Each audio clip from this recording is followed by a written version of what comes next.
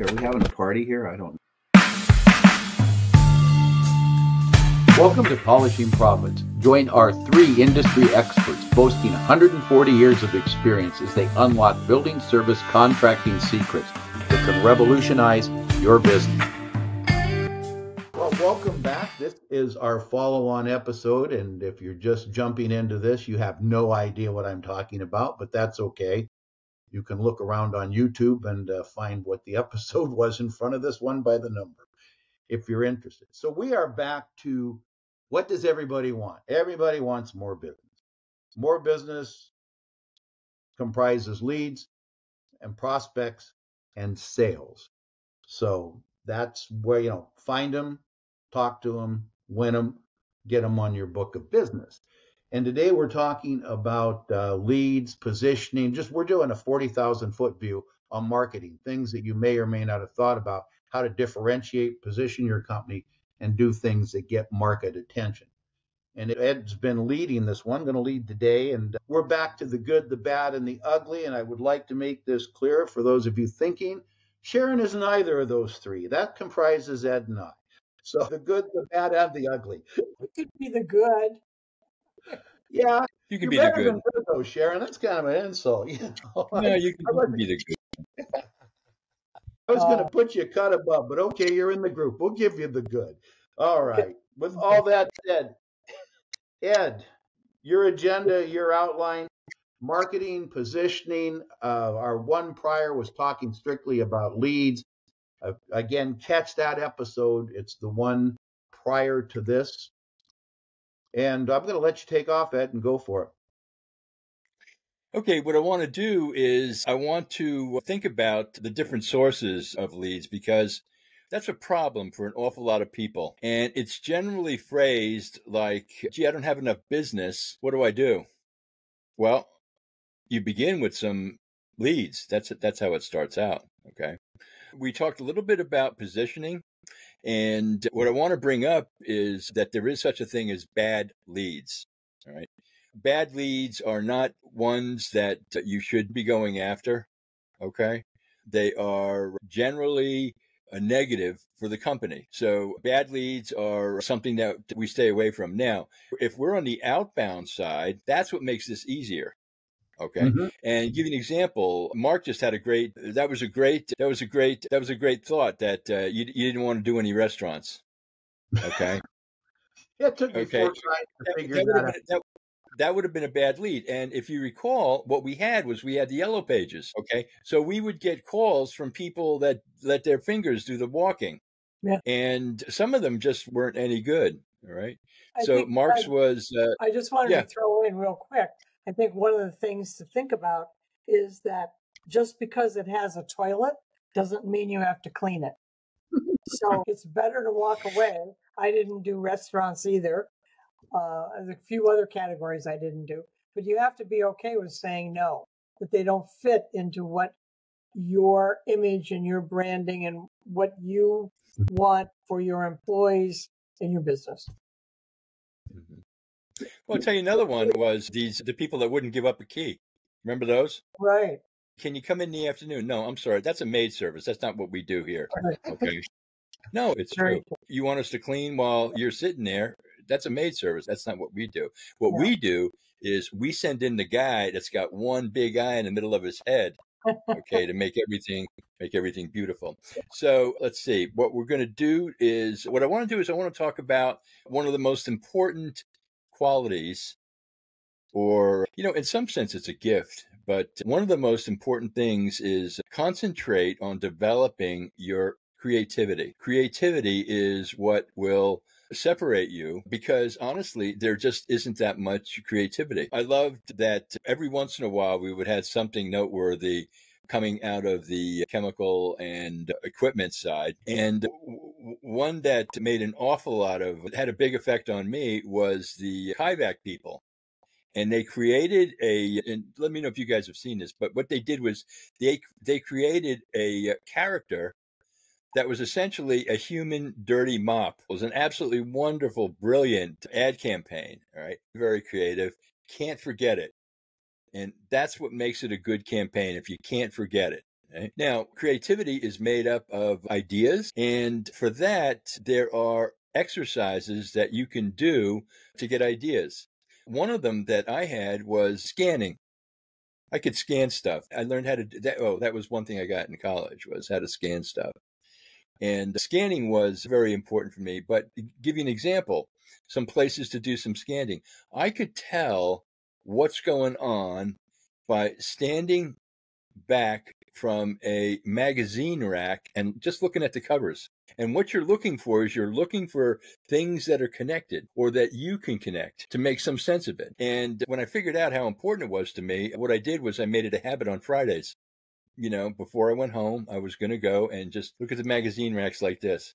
And that's it. So, Hey, Ed, all let right. me jump on here with a little bit with creativity. It's an exercise I did and we use with our clients. But what we're talking about here is, and it's not just in this industry, but Me Too marketing. And what do I mean by Me Too marketing? A client will ask me, well, what do you mean by that? And I said, well, let's go out. Who's your direct competitor in your area? And we have a whole system for taking apart websites based on messaging. I'm not talking about programming. I'm talking about the copywriting and the message that is delivered. A lot, to Ed's point, it's a magazine cover. This is the old long form sales letter, your website. It's explaining to people what you do. But go through, you can categorize. And I will guarantee you pull 10 up and nobody's saying, very few. I won't say nobody because then somebody's going to jump on it. Well, somebody is, okay, great. Very few are saying anything different. Sharon mentioned this earlier. Well, we have quality control programs. We clean, we train. Who cares? Everybody does that. If you're not doing that in 2024, you're not in business.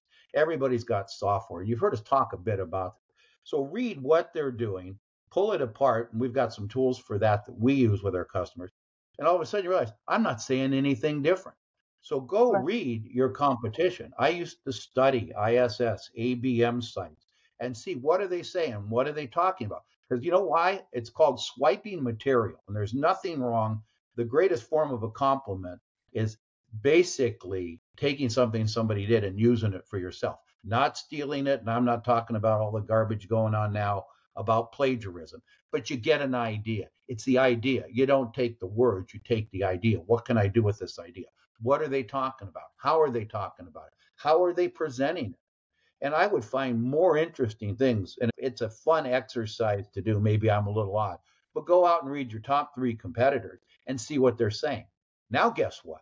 Back to Ed's top point here, be creative. What should you be saying they're not saying? What isn't being said that should be said? And how would you say it to get that information out in front of somebody? Because what we want, back to our previous episode, top of mind awareness. And once they go, gee, these people are saying something different. This is interesting.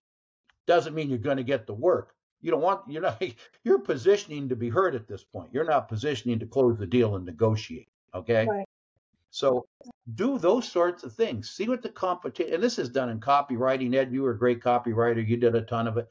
Swipe files. Everybody kept swipe files. You find something you like. I had literally a file cabinet full of this stuff that I would keep. And then I go back and look at the titles, the headlines. What are people saying? And I wouldn't just use this industry. I'd go to other service companies and see what they're doing with similar type customers. So there's a bit of my ideas on the whole thing here of sourcing. There are plenty of good places. And now there is just a plethora of information on the internet. This used to be hard to get. Yeah. You can do it in 30 minutes and sit down and see what your competition at least says they're doing. That's my thought on this. I hope it was helpful, Ed.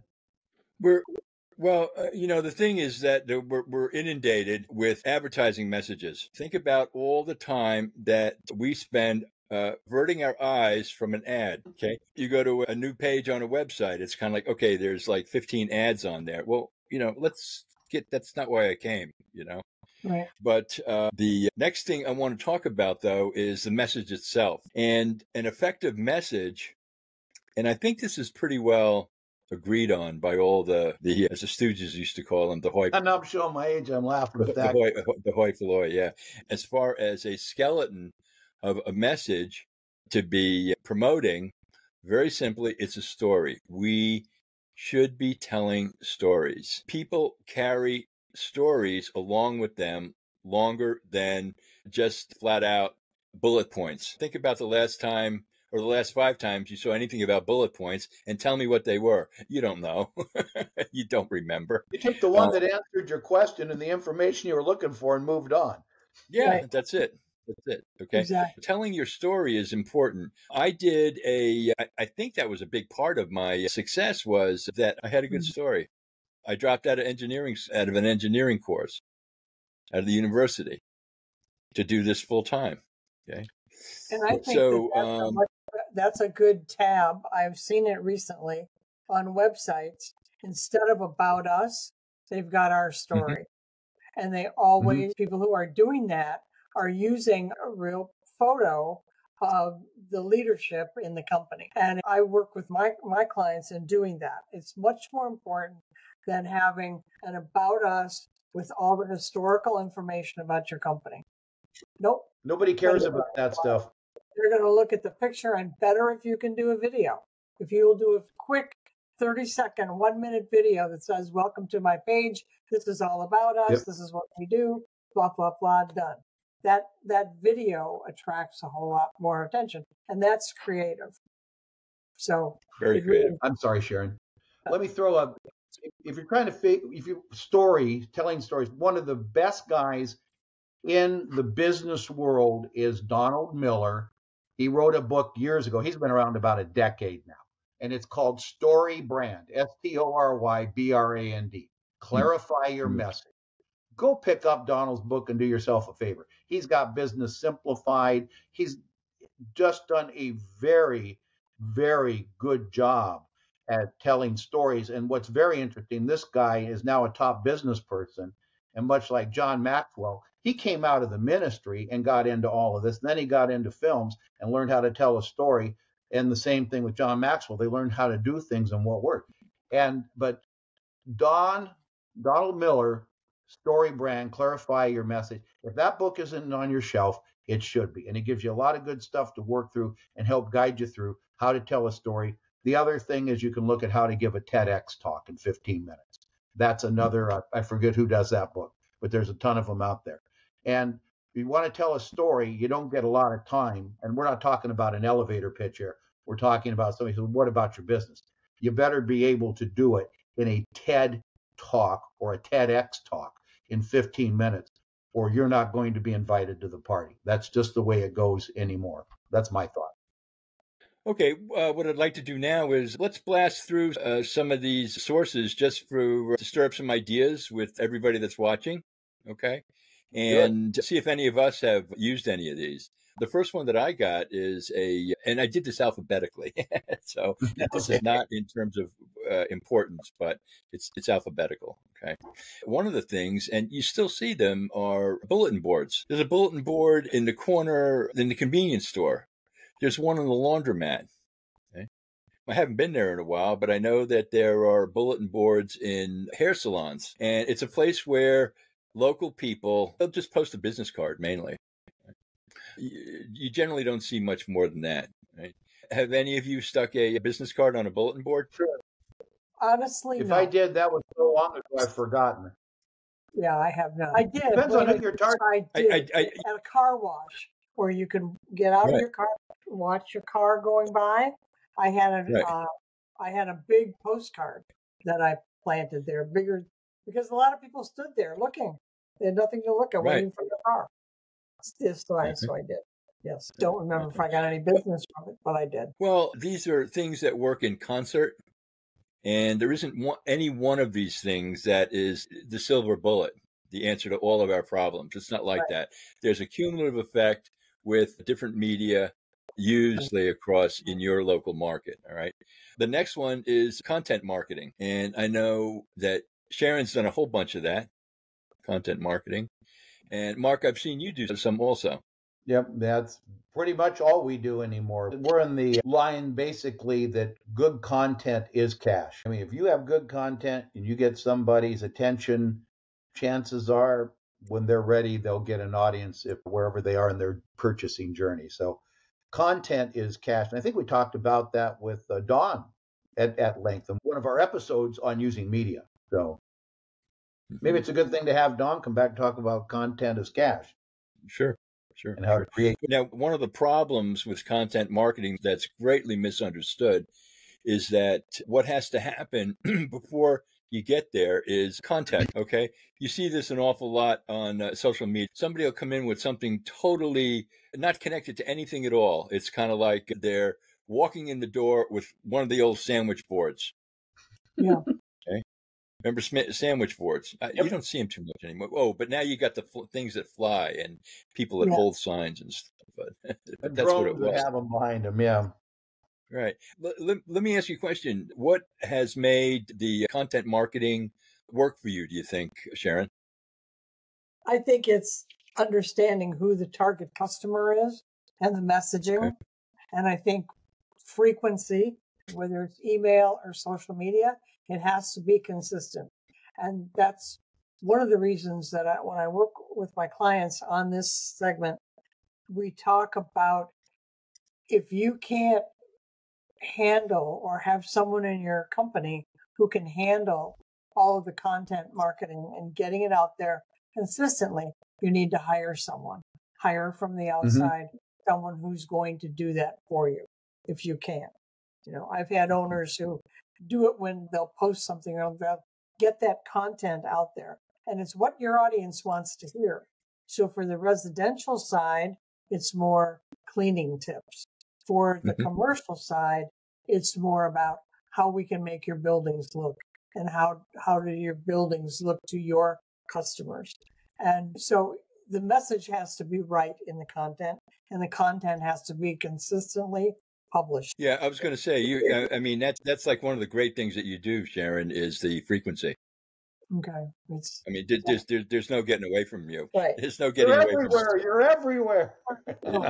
She's everywhere, and she's there very often. Very often. Yeah, definitely frequency. Okay. All right. Let's see. The next one, as a matter of fact, this one I absolutely, every time this comes up, I'm not crazy about it, but it's something that people do, and it's flyers, putting out flyers. Now, I was never involved in anything on the residential side. It was always on the commercial side. So as far as the commercial side goes, I don't think that flyers are worthwhile.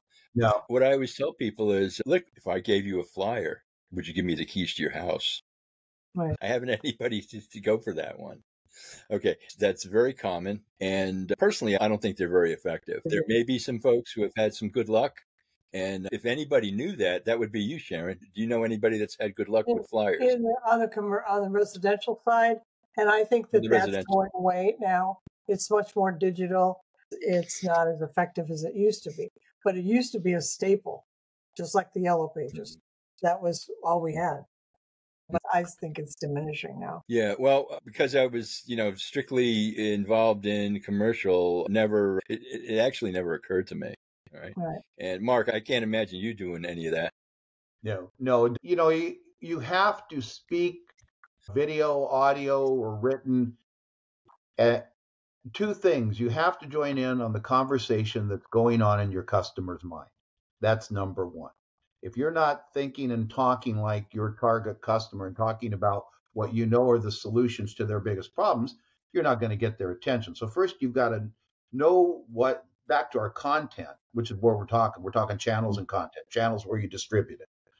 Are you talking about what your customers most want to hear about the solutions they most often look for? And you just can't tell them you have it. You've got to entertain, you've got to educate. So it's edutainment, but you've got to do both. You got to get their attention, show something of value, and I don't care what channel you're using.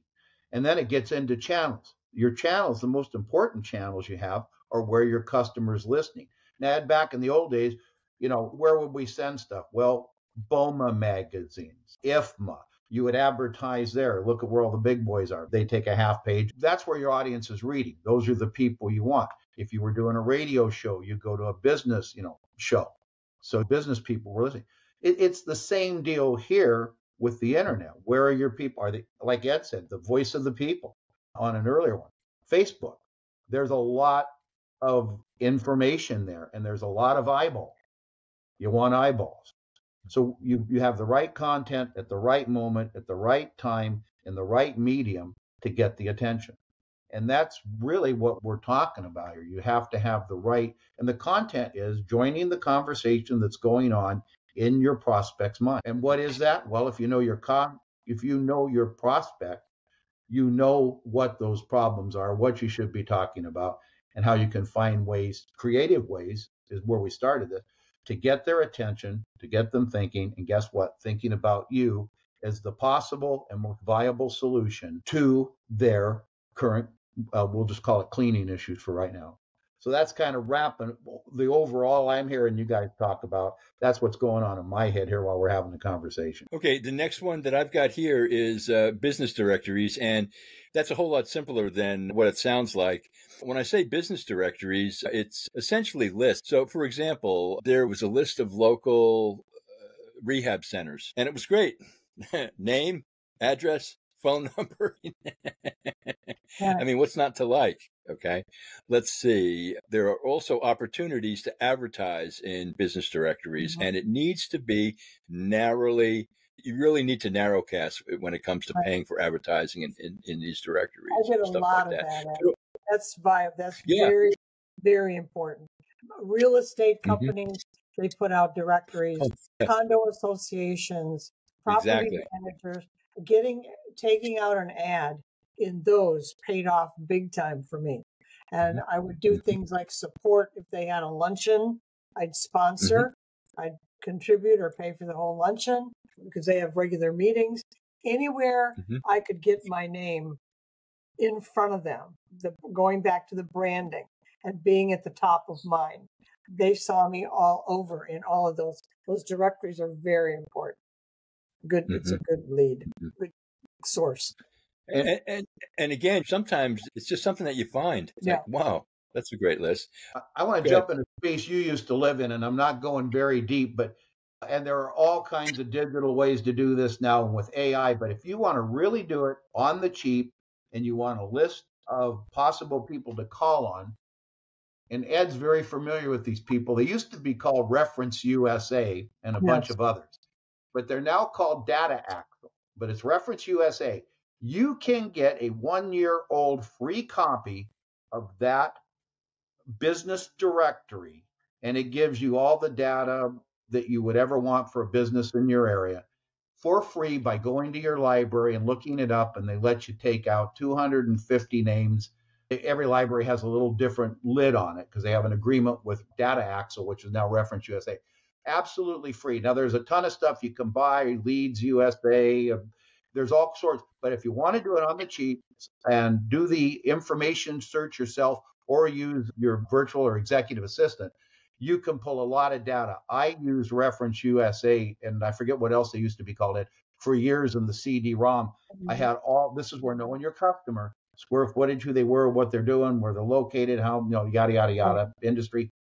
And that's where I'd pull it. And that's where we would start finding our leads. Absolutely free in most local libraries. So if you don't want to spend a dime and want to do a little digging yourself, and I know you worked with them, Ed, didn't you? You have a lot of business. After I sold one of my companies, I was under a contract that I couldn't go back into the business. And I had been a steady customer of my local, it was Info USA. I was a regular, and I had become friendly with the branch manager. And I wound up working there for about 6 months, and it was a wonderful experience to learn because there was information. It put things together. Example, and this was a long time ago. This is 15 years ago. But what would you think about a company that had 250 fields of information on 300 million Americans? Think about what you could do with that. Okay, so that was a very valuable experience. I learned about buying and selling data. And it's a good business. Think about this as a business. Okay. You have a name, and that one name and address and phone number is worth a quarter, 25 cents. If you get 10,000 of them, what about if you can sell it 10,000 times? It's an awful lot of money. The data business, it's a big business, and there's a great understanding with how to use that. The next one I want to talk about is, and I don't really have a lot of experience with this except on the manager side, but the next one would be local Facebook groups. I think that's very smart.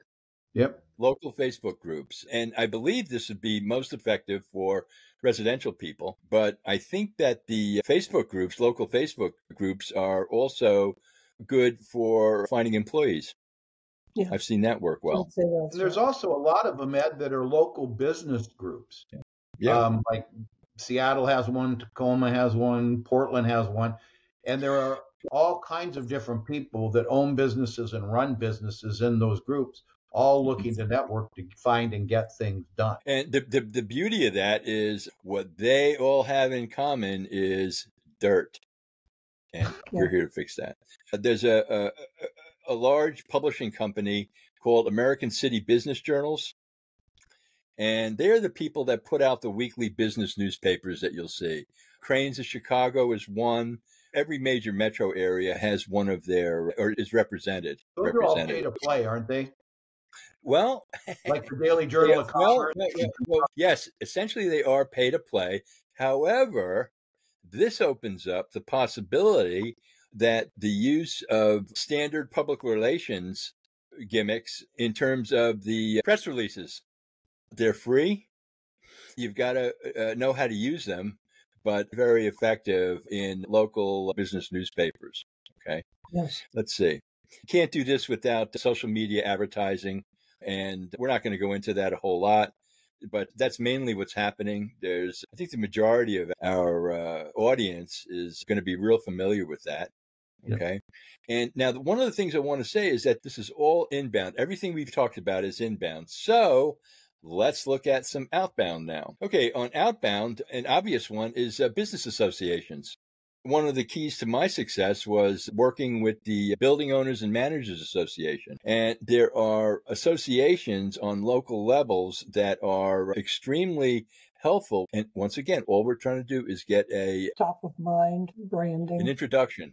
That's all we're looking for, is an introduction to local business people. Okay.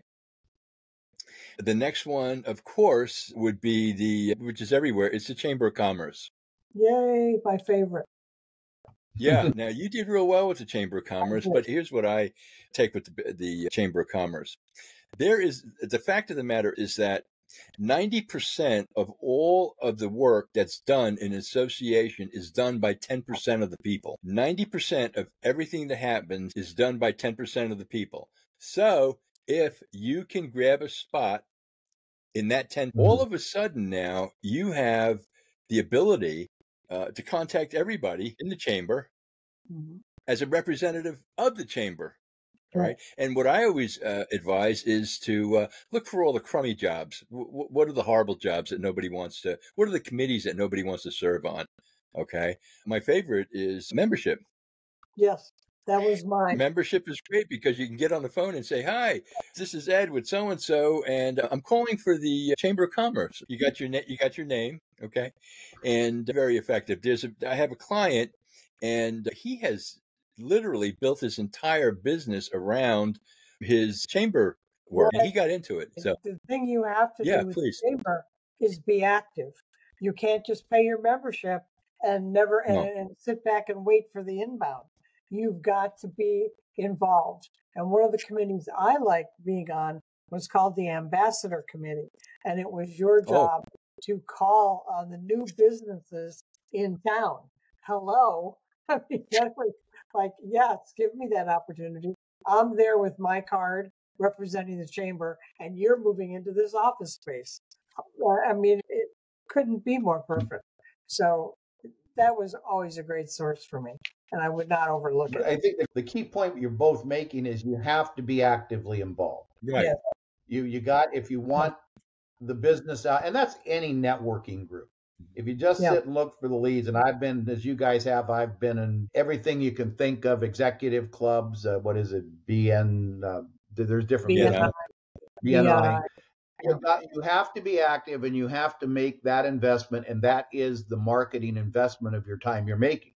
And if that's a good place for you to find your clients and get to know people, and it works for you, then that's where you invest your time. But just like money, time has to be invested there. And you really do have to be on committees and work your way in if you want any of the cherries on top of the sundae, so to speak. Well, the other thing is that you make friends. Yep. Yeah. When you're working in committees, you're generally in meetings that are not for the general members. Okay. And what happens is you get close to the people that you work with. So taking on responsibilities is really the way, or don't waste your money. If you're not willing to get involved, don't do it. It makes absolutely no sense to go and show up at the meetings. Makes no sense at all. So this happened to be my favorite, was cold calling. Now, I'm in an unusually wonderful place on planet Earth. Okay. We have the most wonderful winters here, and I can't imagine. I'd never done anything as fun as spending the day going from building to building. And my objective was to make friends. That was my objective. So I'm not going to hammer you like a used car salesman. Okay. I'm here, and what's the best way around to make friends with you? And that was I know that it's not popular, but I've done real well with cold calling, and all of my biggest buildings came from cold calling. Sharon and Mark, what do you say? I think it's great. It especially works if you're already cleaning in the area, like we mentioned before, and you can say, we're down the street 5 nights a week. We'd love to give you an estimate. So what I'm hearing now is that a lot of buildings have no solicitation signs. So we have to be very respectful of that. We can't just barge in. But where you can get in, I think it's always good if you have a leave behind. Our dear departed friend Dick taught in one of his workshops about a technique he used, and he bought little small miniature garbage cans, like the aluminum galvanized garbage cans. Okay. Had his name printed on them, and he put flowers or put pens, something in them. He would leave that behind every cold call, and every walkthrough that he did, he would leave that behind. And so it was something somebody could leave on their desk, put pencils in it, whatever, trash in it, whatever they wanted to. But it was symbolic of what he did with his name on it. And he used those as a giveaway to very warm leads, not necessarily always cold calling, but he did teach that. And I thought it was really an interesting strategy. Plus, he also taught to leave behind a folder, a manila folder with the tab and his company name and phone number printed on the tab. So then instead of sticking a card or a brochure in that bottom desk drawer, they stuck this folder. So he would be the first one they would grab because it was easy to grab. They didn't have to go looking through the folder. So a couple of clever things from a legend in our industry from years ago. And I used the folder one. I did that. And whether I got business because of that or not, I don't know. But it was differentiated me from the guy leaving the business card. Yeah. What I did with the folders, all it said was a clean office. Oh, okay, so good. That's what the tab was. Yeah. And if you're looking at that pile of files, that one seemed to work. I love that. Yeah. That one seemed to work, a clean office. Mark, you didn't do any cold calling, did you? Well, in the early days, I did a lot of it. We were direct marketers. We were direct mail marketing. That was how we built our business, did our customer value journeys. We were always working for a warm entrance into a building. So, and now there's a lot of rules. As I'm listening to everybody talk about this, like dropping in, no soliciting.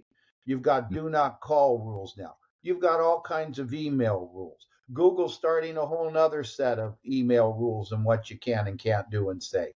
So because things have been so horribly, and I will say this without reservation, horribly abused in all of those areas with contacting, SMS, everybody just beats you up. You guys get all the stuff. You have to create all these rules that limit the people that are actually, add to an earlier point, Sharon, we're only looking for an introduction. This is who we are. Here's what we do. Start the value customer journey. We're not trying to get you to buy something today or tomorrow. But yeah, we were strictly direct mail, soften up, make sure there was an awareness. So if myself, business partner, or one of our key people called in, if they were reading it, there's always, and they say, everybody says emails, nothing's grandiose. You send an email, you send a letter, it's a crapshoot if they read it. You know when they're going to read it? If they're looking or going to be looking soon for a bid process or they're unhappy. So we were always warming up and going in, and we got a lot of, we've been getting your material. And we did have SDRs doing those sort of follow-ups and things like that. So by the time we got there, we were well known. Some of our story, we talked about story, was out. Again, you couldn't send anybody a website. This stuff didn't exist. And a lot of this stuff has really taken off since I sold my business, believe it or not, 9 years ago now. I mean, it's just a whole different world. That was 9 years? That was Jeez. 9 years. And if you want to count the earn out, it was 11. So 2 for the earn out, and I've been out. So we always just went by, you needed to know. Did we make cold calls? Yes, because the RVP used to hate to ride with me, or my president, because we would be going down through the Silicon Forest or something out in Portland. And I go, are we cleaning that building? He said, this is a true story. I go, are we cleaning that building? Who's calling on it? And if I don't know, they turned the car around. We went in the lobby. We went in with our business cards. And you couldn't get in anywhere in those things. You had to go through security. They had, the gates. And we'd talk to the security guards. We'd hand them the cards. We'd find out who to talk to and do all that stuff. Guess what? As soon as we got back to the letter, pushed a couple buttons. Or as soon as we got back to the letter, as soon as we got back to the office, pushed a couple buttons. Hey, stop by your facility. Just wanted to introduce yourself. Not selling a thing. Just want to make you aware. We did a lot that way because we took the sting out of, look, I don't even try to talk you into anything. I want you to be aware you have a better option than anything else you're looking at. And you'd be nuts not to look at it if you're thinking about this. Right. So, on the no soliciting thing, my standard reply was always, I'm not soliciting anything at all. Okay. What I'm doing is I'm just asking for a little information. That can be done in person anymore when you send an email or something. Or a phone, it's the reader's choice how they want to view it and how they want to define it, and whether or not they're going to report you as spam, as phishing, or, geez, didn't you look at the do not call registry before you called me? And then, there's a lot of ways around that, and I'm getting too far into the weeds, but we do have those kind of roadblocks now, which make things a little more difficult, but not insurmountable. Well, listen, as far as the do not call lists, businesses can't be on there. Their cell phones can be. That's true. If you look in the new registry, yes, sir. And we talk to a lot of people now. Cell phones. That's right.